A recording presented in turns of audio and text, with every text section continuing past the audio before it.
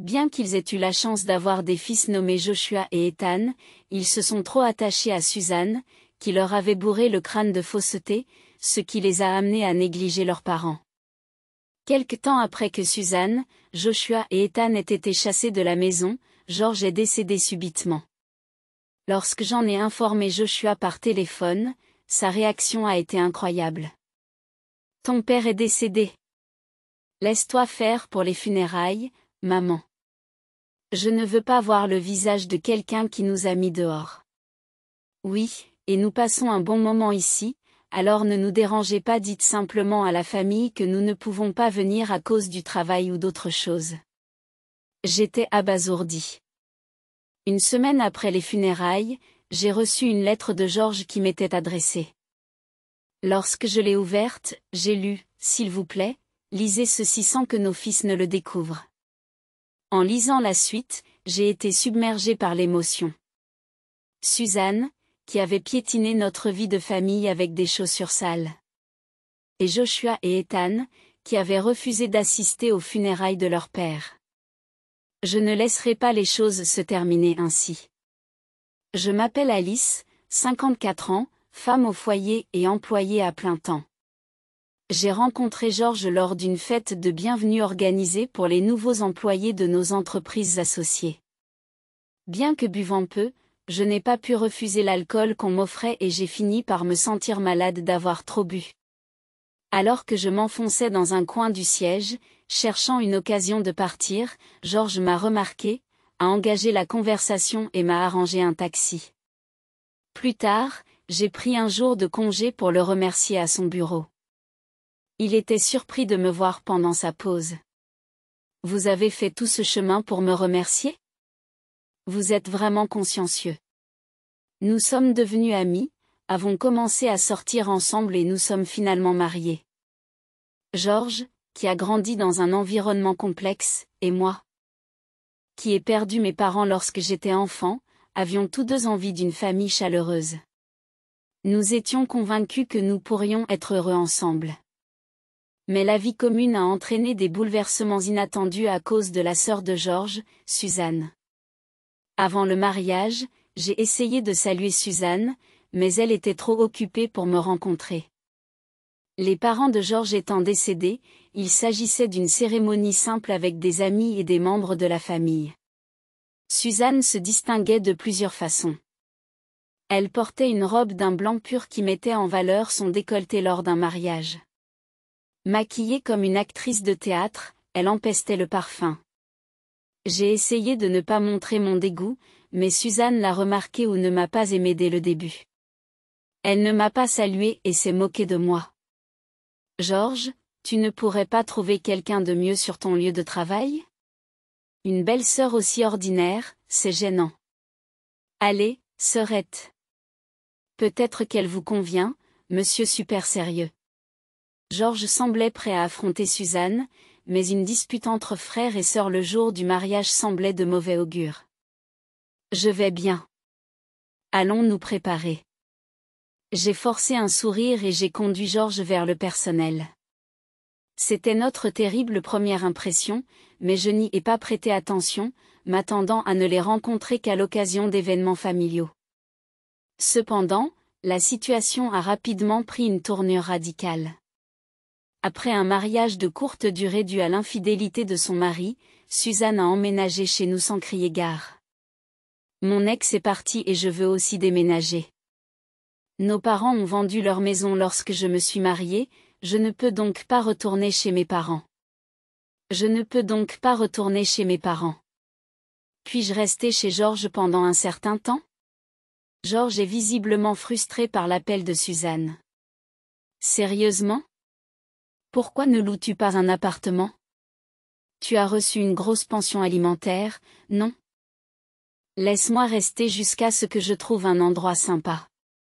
Je veux prendre mon temps pour choisir, pas me contenter d'une maison délabrée comme vous. Mais 20 ans d'âge, vraiment ? Même si elle a un jardin et un garage, je n'en voudrais pas. Ça suffit. Elle est renforcée contre les tremblements de terre et rénovée. Il suffit de louer un appartement à la semaine. Je plaisante, tu es si sérieux. Je serai là ce week-end, mon bail se termine. En fin de compte, Suzanne est arrivée avec ses affaires et s'est installée sans rien demander. Le principal problème était qu'elle ne savait pas que nous nous occupions d'elle. Suzanne se comportait comme s'il s'agissait de sa propre maison, ce qui nous causait, à Georges et à moi, une grande détresse. Suzanne sortait tous les soirs, dormait jusqu'à l'après-midi.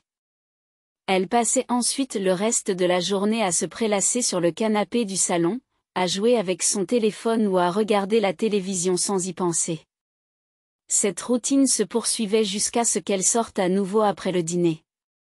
Il m'arrivait de prendre un jour de congé et de rester à la maison, alors je sais que c'était sa routine quotidienne. Lorsque je rentrais fatiguée le soir après une journée de travail, Suzanne me demandait d'un ton mécontent, « Hey, est-ce que le dîner est prêt ? Et, le dîner est prêt ? Dans combien de temps sera-t-il prêt ? Dans environ 30 minutes. Si longtemps ? Dépêche-toi, tu veux ? Elle faisait aussi des remarques désobligeantes sur mon ménage, en disant des choses comme « tu n'es pas très doué pour ça » ou « tu fais des économies ». Je partage les tâches de nettoyage avec Georges, tu sais. Il est fatigué lui aussi. En tant qu'épouse, tu devrais faire toutes les tâches ménagères. Je ne voulais pas me plaindre de Suzanne à Georges et détériorer leur relation fraternelle, mais il a fini par remarquer mon mécontentement grandissant. Quand Georges m'a demandé et que je lui ai parlé du comportement de Suzanne, il est devenu furieux. Écoute. Suzanne. Ne t'avise pas de dépasser tes limites ? Vous n'êtes qu'une invitée. Oh, je ne fais que constater l'évidence. Suzanne répondit nonchalamment. Et commence à contribuer aux dépenses du ménage. Je suis encore sous le choc de la tromperie de mon mari. Comment puis-je travailler dans cet état ? Et vous voulez me faire payer ? Vous pouvez vous le permettre avec la pension alimentaire de 100 000 $ que vous avez reçue. Vous avez assez d'argent pour acheter des vêtements et sortir boire. Je n'ai pas besoin que mon frère me dise comment dépenser mon argent. Avec une telle attitude de la part de Suzanne, Georges et moi étions exaspérés. Mon rêve d'une vie de couple heureuse s'était transformé en cauchemar à cause de Suzanne. Georges et moi voulions avoir des enfants bientôt, mais peut-être à cause du stress causé par Suzanne, cela ne se produisait pas. Nous envisagions de nous faire examiner lorsque j'ai découvert que j'étais enceinte au cours de notre 4e année de mariage. Des larmes de joie ont coulé sur nos visages. Georges en a profité pour suggérer à Suzanne de déménager. Suzanne, nous aurons besoin de plus d'espace quand le bébé arrivera. Il serait peut-être temps que tu déménages dans ton propre appartement. Suzanne s'est alors tournée vers moi et m'a demandé. Alice, qu'est-ce que tu vas faire pour ton travail ? J'avais l'intention de reprendre le travail après un an de congé parental. Je peux m'occuper du bébé. Quoi ? Non, nous avons prévu de faire appel à une crèche. Tu ne sais pas ? Toutes les crèches du coin sont pleines. Après m'être renseignée auprès du bureau municipal et d'autres mamans au travail, j'ai découvert que même les crèches non agréées avaient une liste d'attente de plus d'1 an. Tu vois, je te l'avais bien dit. Quelques mois plus tard, alors que mon ventre commençait à se manifester, Suzanne m'a dit avec suffisance. Je m'occuperai du bébé jusqu'à ce que tu trouves une place en crèche. Je te le dois et je le ferai gratuitement. Ce sera difficile pour vos finances si vous quittez votre emploi, n'est-ce pas ? Après en avoir discuté, Georges et moi avons accepté à contre-ségur que Suzanne nous aide. Honnêtement, j'étais très anxieux. Mais, étonnamment, Suzanne s'est très bien occupée de notre nouveau-né Joshua. Elle s'est bien préparée en recherchant des informations sur les garderies en ligne, s'est occupée de ses repas et de ses besoins quotidiens, et l'a même emmené dans des parcs et des centres communautaires. Elle s'est consacrée à Joshua. Il était évident que Joshua adorait Suzanne. Même après la naissance de notre 2e fils, Ethan, 2 ans plus tard, le dévouement de Suzanne n'a pas changé. Georges et moi étant très occupés par notre travail, nous lui étions reconnaissants de l'aide qu'elle apportait aux enfants. Mais au fur et à mesure que les garçons grandissaient, ils ont commencé à nous éviter de plus en plus ouvertement. Joshua, Ethan, vous voulez aller au parc d'attractions à la fin du mois? Non, on y va avec Suzanne. Et si on allait faire un barbecue pour l'anniversaire d'Ethan? Tu as dit que tu voulais le faire. J'ai hâte. Georges et moi nous sentions déchirés de voir nos fils si enthousiastes à l'idée de passer du temps avec Suzanne. Même lorsque Joshua et Ethan sont entrés à l'école primaire, nous étions reconnaissants à Suzanne de passer du temps avec eux pendant nos journées de travail. Même le week-end, lorsque Georges et moi sommes à la maison, Joshua et Ethan restent proches de Suzanne. Ils n'essaient pas de nous parler et agissent comme si cela n'avait pas d'importance que nous soyons là ou non, que nous jouions à des jeux ou que nous sortions avec elle. Les choses ont empiré avec l'âge de Joshua. Il montrait ouvertement son mécontentement, nous ignorait ou claquait même la langue lorsque nous essayions de lui parler. Un jour, Joshua a commencé à manger en jouant sur son téléphone, et lorsque je l'ai réprimandé, il m'a jeté un regard noir et m'a giflé. Lorsque je l'ai réprimandé, il m'a jeté un coup d'œil et m'a giflé. Tais-toi, vieille dame. Pendant un instant, je n'en ai pas cru mes oreilles. Mec, ça aurait été génial si Suzanne était notre mère. Elle nous donne toujours de l'argent et nous emmène dans des endroits. Oui, tout à fait. Naître avec des parents comme les nôtres, c'était un vrai fiasco. J'ai été choquée par leurs paroles, mais j'ai essayé de rester calme en répondant. Suzanne ne travaille pas bien qu'elle soit en bonne santé, ne contribue pas financièrement et ne fait que dépenser la pension alimentaire de son ex-mari. Et alors? C'est un style de vie auquel on peut aspirer, dit Joshua, l'air rêveur. Mais Suzanne nous a élevés, non? Se plaindre d'elle me semble bizarre. Oui, c'est vrai. Vous ne vouliez pas vraiment d'enfant, n'est-ce pas? Quoi? Je sais. Suzanne nous l'a dit. Vous nous avez eu juste parce qu'il le fallait. Ce n'est pas vrai. Georges et moi avons toujours voulu des enfants. Suzanne a proposé de nous aider jusqu'à ce que nous trouvions une garderie. J'étais désespérée dans mon déni. Je ne peux pas croire que tu me dises ça. Joshua a souri à ma voix étouffée. Vous êtes toujours si ennuyeux. Vous nous dites de faire nos devoirs, vous dites qu'on joue trop. Ouais, Suzanne a compris. Elle dit que c'est bien de ne pas faire de devoirs, et elle reste même debout avec nous à jouer jusqu'à l'aube. Suzanne n'est pas responsable de votre avenir. Votre père et moi disons ces choses parce que nous nous inquiétons pour vous, même si cela signifie que vous nous détesterez. Oui, c'est vrai. Vous êtes juste jaloux parce que nous sommes proches de Suzanne. C'est stupide. Peut-être que tu n'aurais pas dû la laisser s'occuper de nous. J'avais envie de pleurer. En levant les yeux, j'ai vu Georges debout sur le seuil de la porte, les poings tremblants.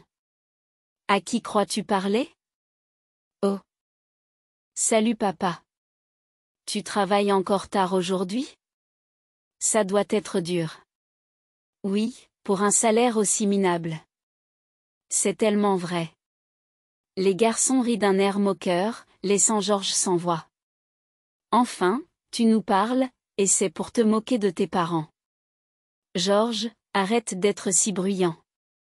Suzanne descendit de sa chambre et apparut dans la cuisine, haussant les épaules d'un air agacé. S'énerver pour ce que disent les enfants, c'est tellement immature. C'est parce que tu les gâtes qu'ils sont comme ça. Georges explose. J'en ai assez. Sors d'ici, maintenant. Quoi? J'ai été gentil avec mes neveux, et c'est le remerciement que je reçois. Si vous voulez rester, payez votre place. Suzanne gonfle ses joues. D'accord, je pars. Heureuse maintenant?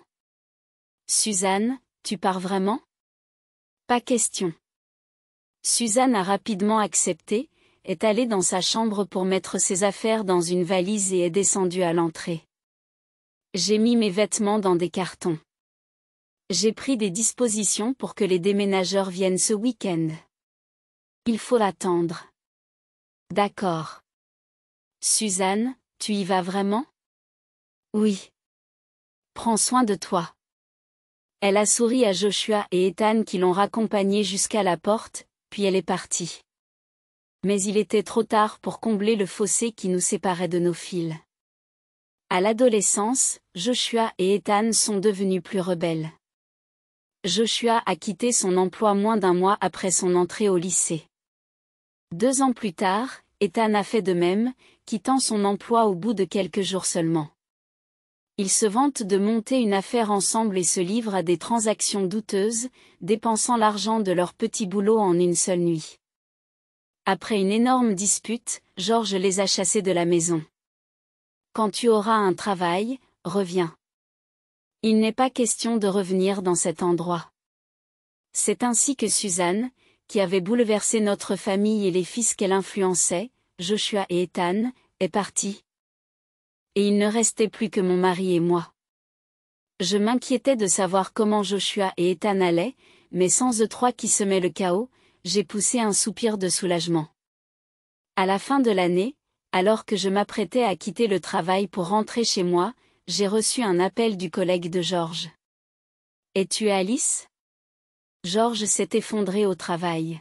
« Quoi ?» Il est actuellement en soins intensifs à l'hôpital de la ville. Je comprends. J'y vais tout de suite. J'ai senti que j'allais paniquer, mais je me suis ordonné de me calmer et j'ai conduit jusqu'à l'hôpital. Je me suis identifié à la réception de l'USI, j'ai attendu un moment dans le couloir, puis les portes automatiques se sont ouvertes. Un homme en blouse blanche, vraisemblablement un médecin, est apparu. Dès qu'il m'a vu, il a baissé le regard vers le sol. Nous avons fait de notre mieux, mais, je suis désolé. Je suis resté sans voix. Accablé par le choc, je suis resté sur place. Ce matin, j'avais raccompagné George à son travail, comme d'habitude. Gardez votre agenda ouvert pour notre anniversaire le mois prochain. Bien sûr. Le restaurant habituel? J'ai prévu une surprise pour cette année. Mais c'est le même restaurant. Je n'aurais jamais imaginé qu'une conversation aussi banale serait notre dernière.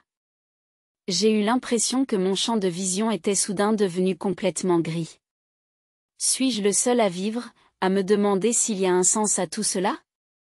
Alors que je réfléchissais à des pensées inquiétantes au fond de mon esprit, j'ai décidé de contacter tout le monde de toute façon, Joshua, Ethan et Suzanne, et de les informer. J'ai laissé un message vocal disant que George était décédé et j'ai également envoyé un message. Le soir même, Joshua m'a rappelé. Au milieu d'une musique joyeuse et de bavardage en arrière-plan, on aurait dit qu'il était en train de dîner au restaurant. Joshua? Ton père a... Ma voix tremblait lorsque j'ai parlé. Et Joshua a répondu par un demi-rire. L'enterrement et tout ça, je te laisse t'en occuper, maman. Quelqu'un qui nous a mis dehors comme ça, je ne veux même pas voir son visage. Oui, oui. On s'amuse bien ici, alors ne nous dérange pas. Oh là là, George s'est vraiment rendu impopulaire, n'est-ce pas? J'entendais Suzanne glousser en arrière-plan. Dites simplement aux parents que nous sommes absents pour cause de travail. Dites-leur bonjour de notre part. Attendez, juste une minute. Je suis resté en état de choc pendant un moment, tenant le téléphone. Ces gens sont-ils vraiment la sœur et les fils de George? Rempli de vide, je savais que je devais organiser les funérailles. J'ai contacté les proches de George et l'entreprise de pompes funèbres que nous utilisons toujours, et j'ai organisé des funérailles familiales. Cet adieu soudain m'a semblé irréel et je n'ai pas pu verser une larme pendant les funérailles. Cependant, alors que la vie normale reprenait son cours, la réalité de la perte de George m'a frappé à plusieurs reprises. En préparant le dîner, en enregistrant une série télévisée que nous avions l'habitude de regarder ensemble, en préparant le café, je me préparais par inadvertance à la perte de Georges. Je me préparais par inadvertance pour deux, où je commençais à lui parler, puis je me rendais compte que Georges n'était plus là, et je ne pouvais pas arrêter les larmes. Une semaine après le décès de Georges, j'étais en train d'arroser les fleurs du jardin lorsque la voiture du facteur est arrivée. J'ai pris le courrier et je suis entrée. Parmi le courrier direct, j'ai trouvé une enveloppe qui m'était adressée et j'ai été immédiatement surprise. L'écriture caractéristique était indéniablement celle de Georges. Sous le coup de l'émotion, j'ai ouvert l'enveloppe. Tout d'abord, on m'a expliqué pourquoi je recevais cette lettre. J'avais confié à un vieil ami le soin de la poster au cas où je décéderais. Ensuite, après un message sincère de gratitude pour les années que nous avons passées ensemble, une ligne a attiré mon attention. S'il vous plaît, lisez ceci sans que nos fils ne le découvrent. Mon cœur s'est gonflé en continuant à lire la lettre. J'ai senti une chaleur dans mes yeux, réalisant que Georges avait vu à quel point je m'inquiétais pour les enfants. J'ai essuyé mes larmes et pris une décision. Je devais répondre aux sentiments de Georges. Suzanne, qui avait piétiné notre famille sans ménagement. Et Joshua et Ethan, qui avaient refusé d'assister aux funérailles de leur père. Attends un peu. Je ne laisserai pas les choses se terminer ainsi. J'ai immédiatement agi. La lettre de Georges disait: il y a un paquet pour vous dans un coffre-fort à la banque près de la gare. Utilisez la clé ci-jointe pour le récupérer. Je te laisse faire le reste, Alice. À l'adresse indiquée dans la lettre, je me suis rendue à la banque et je suis entrée dans la salle des coffres située à côté des guichets automatiques. En suivant nerveusement les instructions, j'ai inséré la carte dans la fente. Après avoir entré le code PIN, une partie carrée de la table s'est ouverte, révélant le coffre-fort que Georges avait loué. J'ai utilisé la clé pour ouvrir le coffre et vérifier son contenu. Bien sûr, tout ce que Georges avait mentionné dans sa lettre s'y trouvait. Je les ai mis dans mon sac et j'ai quitté la banque. Plus tard, j'ai invité Suzanne, Joshua et Ethan chez moi. Je veux partager l'héritage de Georges avec tous ceux qui étaient importants pour lui. Avec cette excuse, ils sont tous les trois venus avec empressement, sans aucun doute. Le mot effronté leur convenait parfaitement. Ne pas assister à l'enterrement mais vouloir l'héritage, quelle audace! Suzanne, qui ne pouvait pas attendre que je prépare le thé, a rougi et a commencé à parler. Ce pingre de Georges avait un héritage, hein? Suzanne, peut-être qu'il avait des biens cachés parce qu'il était avare. En y réfléchissant, être avare n'est peut-être pas si mal. Je me demande s'il a transféré son héritage sur un compte. Quoi qu'il en soit, je suis ravie. Suzanne m'a alors souri. Tu as bien fait de prévenir ta belle-sœur. Enfin, je suppose. Maman, arrête de tourner autour du pot. L'héritage de papa, c'est des bijoux? Peut-être des lingots d'or? Alors qu'ils s'agitaient tous les trois, j'ai souri. Avant cela, écoutez ceci. J'ai placé un enregistreur IC et le téléphone portable de Georges sur la table à manger, ce qui a suscité l'étonnement de Joshua, Ethan et Suzanne. Le portable de papa, et ça, c'est quoi? Un enregistreur IC, c'est ça? Le genre utilisé pour enquêter sur les affaires. Je l'ai vu à la télé. Attends, est-ce que papa, avec cette tête, a eu une liaison? Joshua s'est mis à rire grossièrement, mais son visage s'est raidi dès que j'ai appuyé sur la touche play du téléphone. La voix de Joshua est apparue, parlant à un ami au téléphone. Oui, oui. Tu te souviens de la vieille dame que tu as rencontrée chez elle? Elle s'appelle Suzanne, dit Joshua d'un ton manifestement enjoué. Elle porte tellement de maquillage et s'accroche à moi, m'appelant Joshua, mon cher. C'est dégueulasse, mais elle vous donnera de l'argent si vous la flattez. Vous savez, Les imbéciles et les vieilles dames ont leur utilité. Devant un Joshua figé, le visage de Suzanne s'est transformé en une image de fureur.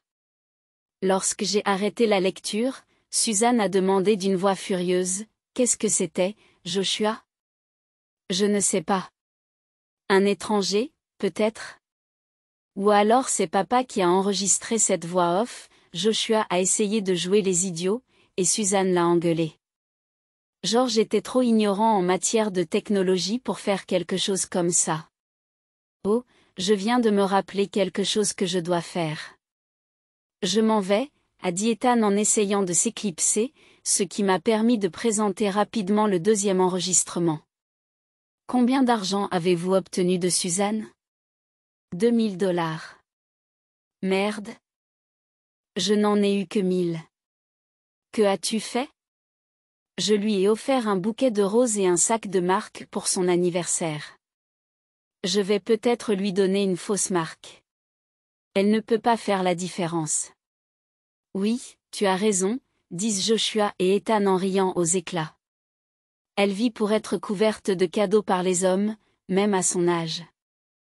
Elle a presque atteint la soixantaine, mais elle se croit encore jeune, croit toutes les flatteries des hommes qu'elle rencontre au bar et dépense une fortune pour eux. Elle est une cible facile. Stupide, en fait. Les deux calomnies n'ont pas de limite. La blondeur est risible, elle aussi. Elle rêve d'épouser une jeune pop star coréenne, malgré la différence d'âge. Même si c'est une blague, c'est tout simplement effrayant, ai-je ajouté. Au milieu des rires de Joshua et d'Ethan, l'enregistrement s'est brusquement arrêté. Ethan, avec un sourire forcé, a marmonné sur la défensive, « Mec, quand est-ce que papa a enregistré ça ? Et de l'exposer à maman après qu'il soit parti. C'est vraiment méchant. » Ouais. Il fait semblant d'être un bon gars, mais c'est à cela qu'on ne peut pas faire confiance. Même maintenant, il proférait des insultes sur George, ce qui me rendait furieuse. Alors que je m'apprêtais à parler, Suzanne leur a crié, « Vous osez vous moquer des gens ? Qui pensez-vous avoir élevé depuis que vous êtes enfant ? Ne vous moquez pas de moi. Vous voyez, c'est ce qui est si ennuyeux avec vous. Toujours à faire comme si on vous était redevable. » Exactement. Ça ne fait pas un peu vide, de dire ça ? Joshua et Ethan se sont moqués de Suzanne, et ses oreilles sont devenues rouges de colère. Maintenant, c'est ton tour, Suzanne. Avoir un bar préféré où aller, c'est plutôt agréable, n'est-ce pas ? Alors que j'attrape le magnétophone, le visage de Suzanne se crispe.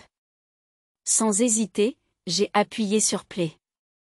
D'abord, une musique entraînante, des vers qui s'entrechoquent. Un homme et une femme qui parlent. Puis la voix aiguë de Suzanne s'est superposée. C'est vrai. Mes neveux me tournent autour du doigt depuis qu'ils sont tout petits. Je leur ai raconté toutes sortes de bêtises sur leurs parents. Les enfants sont faciles à manipuler. Oh, Suzanne, tu es si intelligente. Félicitée par l'homme, Suzanne parle fièrement. Je suis célibataire. J'ai besoin qu'il s'occupe de moi dans mes vieux jours. Regardez mes neveux, ils sont beaux, non ? C'est vrai.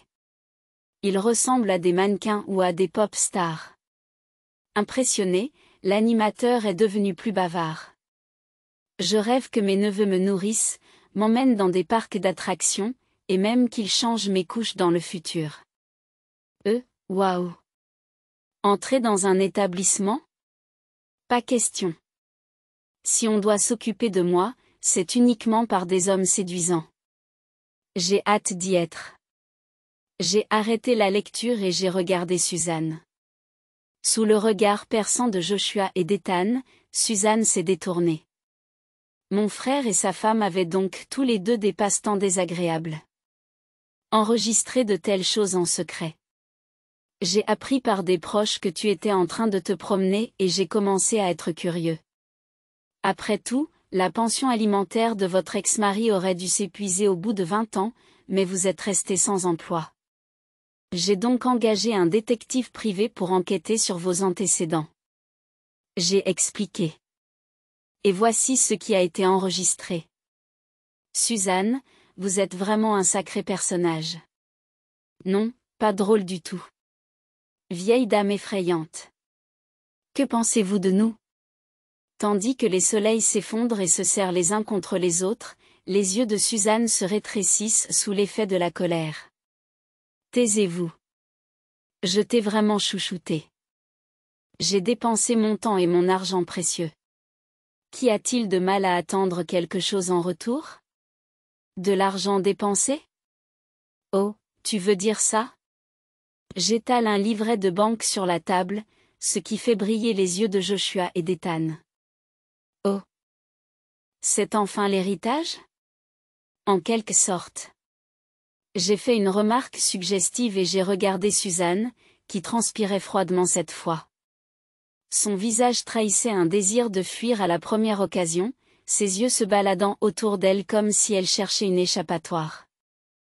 Je m'adressai à Joshua et Ethan. Vous vous souvenez de ce que je vous ai dit tout à l'heure? George avait coupé les ponts avec son père avant notre mariage. Oui, je m'en souviens. Joshua acquiesce. Notre grand-père, le père de papa, ne travaillait pas sérieusement malgré sa richesse. Il s'est reposé sur la fortune familiale et a accumulé une énorme dette. Oui, c'est vrai. La mère de George s'est tuée à la tâche pour rembourser ses dettes. N'est-ce pas, Suzanne? Oui. J'ai coupé les ponts avec lui aussi après être devenu adulte. Mais j'ai assisté à ses funérailles. Suzanne acquiesce. Donc après, l'héritage que George a reçu de riches parents, il l'a gardé secret et l'a déposé sur un compte pour vous trois. Nous n'en avons jamais entendu parler. S'il y avait de l'argent, pourquoi ne nous l'a-t-il pas dit? Il avait prévu de procéder à l'héritage une fois que vous auriez commencé à travailler sérieusement. Mais avant cela, quelqu'un l'a utilisé sans permission. Joshua et Ethan se tournent simultanément vers Suzanne. Pas question. Si. Suzanne avait pris le livret de banque et le sceau de George sans sa permission pendant sa vie et retiré de l'argent. Les deux hommes, inquiets, regardent le livret de banque et reculent. 200 000 $ réduits à 10 $ en un an? Et, à quoi l'avez-vous dépensé? Eh bien, ce type m'a convaincu qu'il y avait une grande opportunité d'investissement. J'ai pensé que je pourrais doubler la mise et rembourser. Je l'ai juste emprunté. C'est tout. Suzanne se tortille tandis que Joshua et Ethan explosent de colère. Ne plaisantez pas. C'était censé être notre argent. Juste 200 000 $ et vous en faites toute une histoire.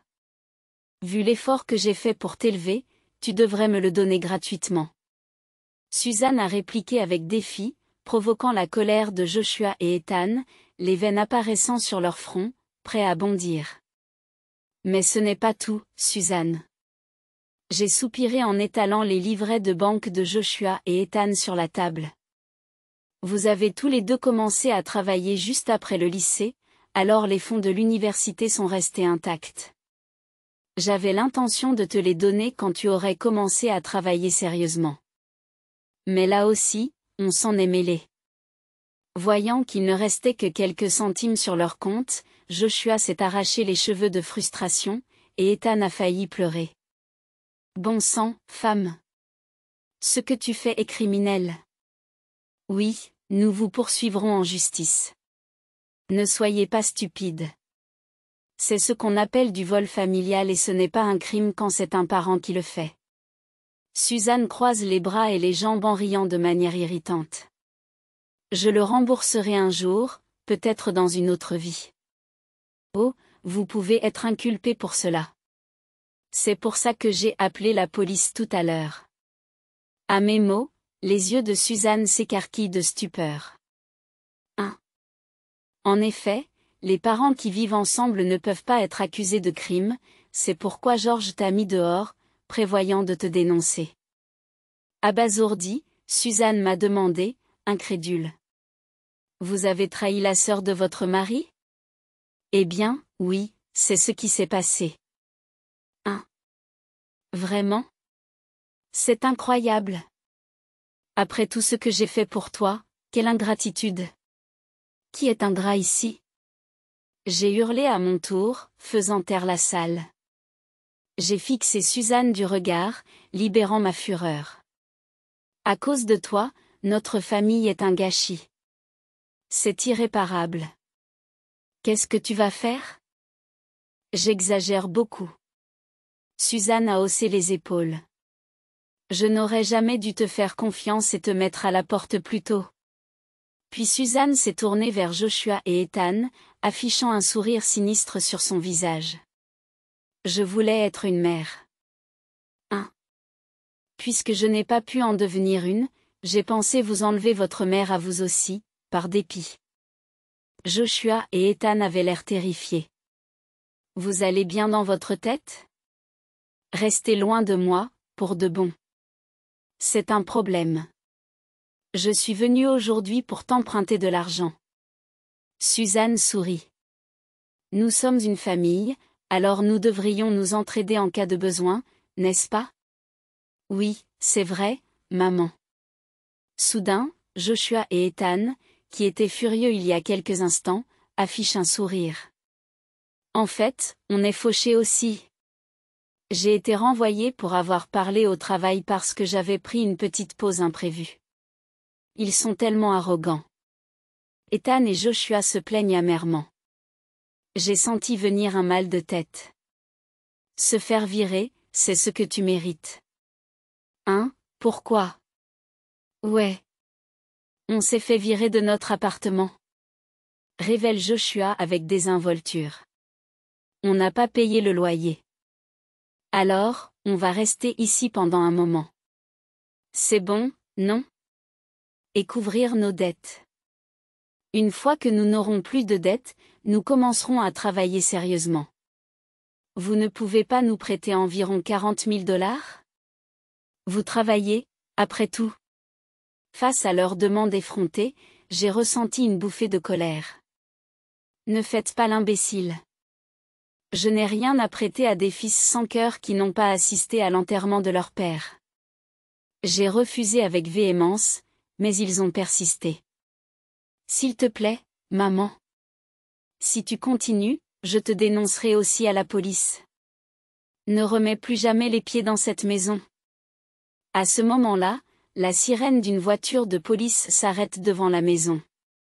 Suzanne, qui tentait de s'enfuir en panique, s'est heurtée au policier qui se trouvait devant la porte d'entrée et a été emmenée discrètement. Bon sang, on va se faire arrêter nous aussi? Sortons d'ici pour l'instant. Joshua et Ethan m'ont jeté un coup d'œil, se sont montrés fermes, ont renoncé à demander de l'argent et sont partis. Joshua et Ethan, réalisant que l'argent et l'argent de poche que Suzanne leur avait donné provenaient de George et de leurs propres économies, semblaient avoir définitivement perdu toute affection pour Suzanne. Je ne veux pas finir comme eux, ont-ils dit, semblant décider de travailler sérieusement. Mais leur paresse n'a pas disparu du jour au lendemain, et ils ont continué à m'appeler alternativement. Maman, je suis pressée de payer au bar. Tu peux me prêter de l'argent? J'ai tout dépensé dans les courses de chevaux. Peux-tu me prêter environ 100 000 $? Je me suis tellement énervée que j'ai bloqué leurs coordonnées. Plus tard, ils ont essayé de demander de l'argent à d'autres membres de leur famille, mais ils ont été mis à l'écart et dénoncés comme étant sans cœur pour ne pas avoir assisté aux funérailles de leur père, ce qui les a éloignés les uns des autres. Finalement, poursuivis par des agents de recouvrement pour avoir emprunté à des sources louches, Joshua et Ethan se sont réveillés et ont commencé à travailler sérieusement. Cependant, ils ont accumulé tellement de dettes qu'ils ont été bannis des boîtes de nuit et des bars où ils avaient l'habitude d'aller, et qu'ils sont désormais rejetés même dans leur lieu de consommation préféré. Nous avons perdu tout ce qu'il y avait d'amusant dans leur vie, se plaignent-ils. Suzanne, qui en était à sa première infraction, a payé une amende et a été rapidement relâchée. Cependant, l'incident lui a valu d'être largué par son petit ami. De plus, après avoir remboursé l'argent détourné des comptes de George, Joshua et Ethan, elle s'est retrouvée avec une énorme dette. Suzanne travaille désormais du matin au soir? L'air épuisé. Ce que j'ai caché à Suzanne et à mes fils, c'est que George avait laissé un autre objet dans le coffre-fort. Un gros collier de diamants roses. Un objet prestigieux hérité de sa mère, comme il le mentionnait dans sa lettre. Il était destiné à être offert pour notre 30e anniversaire de mariage, l'année prochaine. Craignant qu'il ne soit trouvé et vendu par Suzanne ou mes fils, George l'avait gardé dans le coffre-fort. Lors de l'expertise, il a été évalué à 240 000 $, à mon grand étonnement. Bien sûr, je ne le vendrai pas, c'est un cadeau précieux de George. Bien que j'ai aspiré à une famille chaleureuse, les choses n'ont pas fonctionné avec mes fils, et j'ai également perdu mon mari. Mais la mémoire de George est toujours vivante dans mon cœur. À l'avenir, je veux vivre forte, en chérissant les souvenirs de George.